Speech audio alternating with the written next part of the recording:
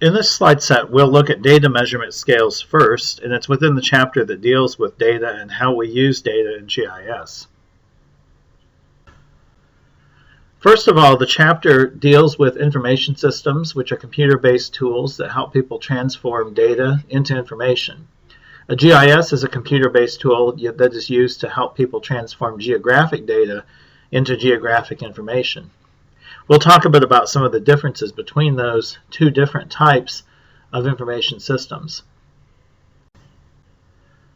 Key concepts in the chapter include the key data process concepts, such as performing spatial queries on GIS data by using location and attribute selections, spatial database structure and storage concepts, where we look at features, that is the locations and attributes of those locations, data models, where we incorporate geographic features from the real world into digital data representations.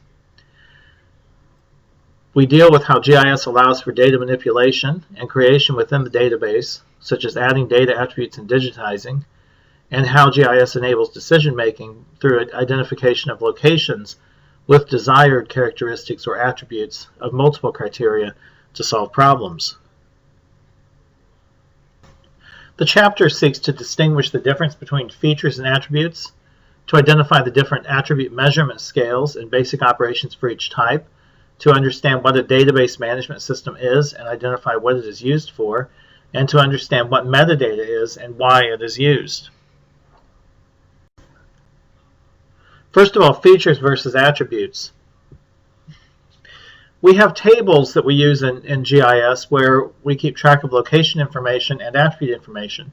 Each row is a location or feature, and each column is an attribute. As you can see here in this screenshot of an attribute table that is linked to Esri's ArcMap program to a map of the United States. In this example, the feature, which is feature ID 4, is a polygon of the state of California that's been selected.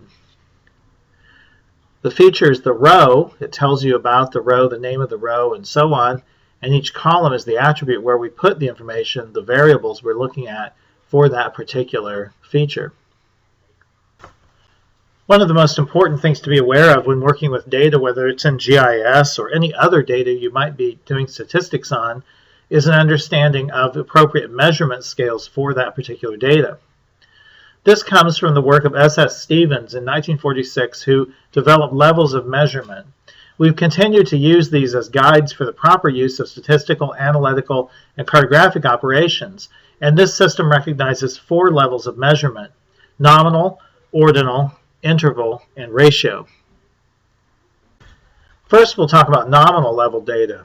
Nominal is data that is denoted by different names. It's categorical and it's qualitative.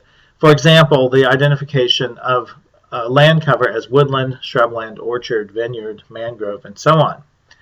And so all of these could be classifications that would be used then to make a map. Notice there's nothing numerical about this kind of data.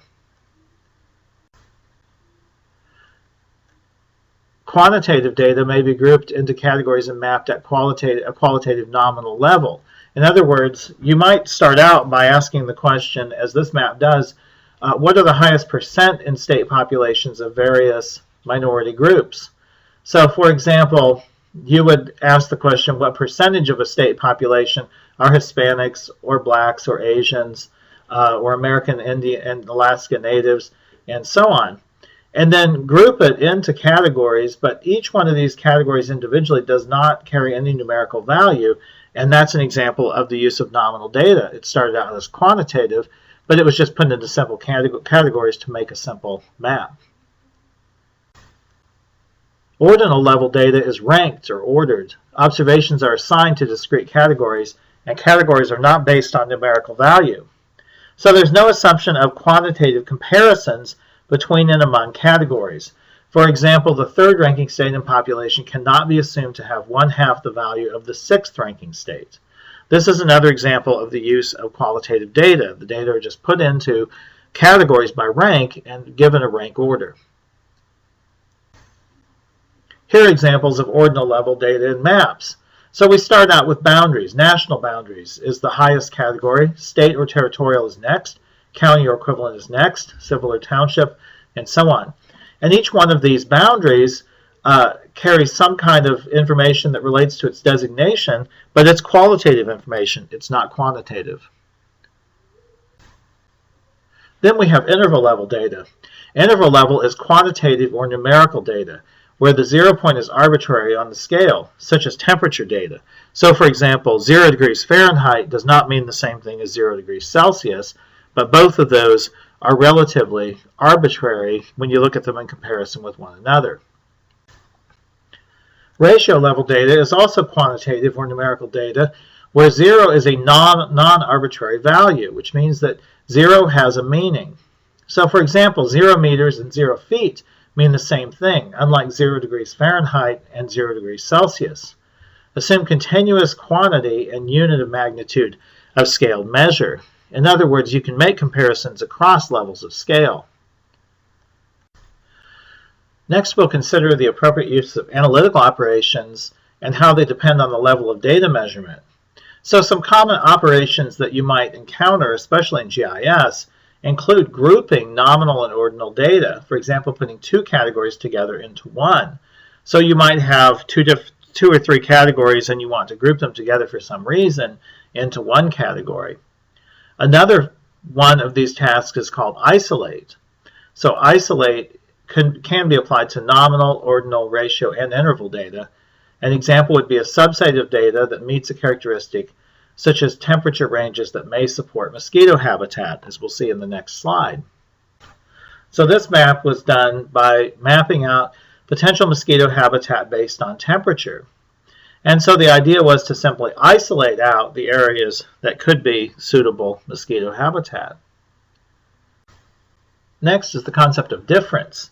The difference between two interval level observations may result in one ratio level observation. For example, a person's age is derived from the difference between the year of birth and the present year. Year of birth and present year are good examples of interval level data because they don't have a fixed 0 point, whereas the ratio level observation of the year of age, the number of years, does have a fixed 0 point. Other arithmetic operations might include where interval and ratio data may be added or subtracted. Only ratio level may be multiplied or divided. Interval level data may not be multiplied or divided. This is because ratio level has a non-arbitrary 0 point. So per capita income may be calculated by dividing the sum of the income by each individual by the number of people in the area of study. The use of two ratio level data sets results in generation of ratio level variable. Here's an example where we start out with a map that shows us income by county in 2008 in the United States. And that is total dollars of income for the whole population. Next is population by county, and then those can be divided by one another to create per capita income by county in the United States. These are all ratio level examples of data. Then there's classification, the sorting of numerical data into classes. And these are typically non-overlapping data ranges as we saw in Chapter 3. Classes are treated as ordinal level categories, which emphasizes rank order without representing magnitude. In other words, you can't actually make any mathematical calculations between the different ranks. They're meant to represent and group the data into a rank order category of data for presentation. Okay, and that ends the discussion of data levels and levels of measurement, and next we'll continue on with Chapter 4.